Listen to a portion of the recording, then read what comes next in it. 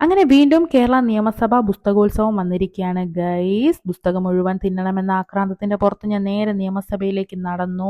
പുറത്ത് കുറച്ച് കാഴ്ചകളൊക്കെ സെറ്റ് ചെയ്തിട്ടുണ്ട്. അതൊക്കെ കണ്ടതിന് ശേഷമാണ് നിയമസഭയുടെ അകത്ത് കയറിയത്.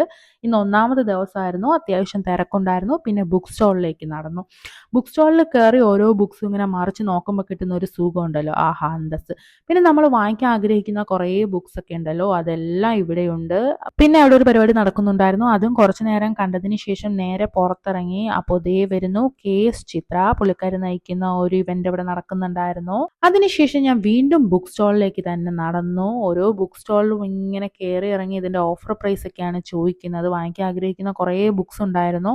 അപ്പൊ അതിന്റെയൊക്കെ ഓഫറൊക്കെ ഇങ്ങനെ ചോദിച്ചു. അങ്ങനെ പഴയതും പുതിയതുമായിട്ടുള്ള ഇംഗ്ലീഷിലും മലയാളത്തിലുള്ള ബുക്സ് ഒക്കെ വാങ്ങിക്കാനും കാണാനും പരിചയപ്പെടാനും ഒക്കെ പറ്റുന്ന ഒരു അവസരം കൂടിയാണ് ഈ ബുക്ക് ഫെസ്റ്റ്.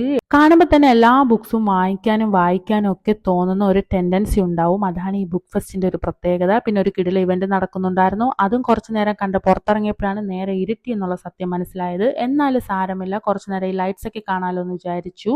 അങ്ങനെ കുറച്ചു നേരം ലൈറ്റ്സ് ഒക്കെ കണ്ടു. കഴിഞ്ഞ 2-3 വർഷമായിട്ട് എനിക്ക് കണ്ടിന്യൂസ്ലി ഈ ബുക്ക് ഫെസ്റ്റിന് വരാൻ പറ്റുന്നുണ്ട്. പിന്നെ വേറൊരു കാര്യം എന്ന് പറഞ്ഞാൽ ഈ നിയമസഭാ ഹാളിൽ നമുക്ക് കയറാൻ പറ്റുന്നതും ഈ ബുക്ക് ഫെസ്റ്റ് നടക്കുന്ന ദിവസങ്ങളിലാണ്. അവിടെ കയറുമ്പോൾ ഈ സഭ നടക്കുന്ന കാര്യങ്ങളും അതുപോലെ അതിൻ്റെ ഹിസ്റ്ററിയൊക്കെ നമുക്കൊരാൾ പറഞ്ഞു തരും. അതൊക്കെ കേട്ട് മനസ്സിലാക്കാനൊക്കെ പറ്റും.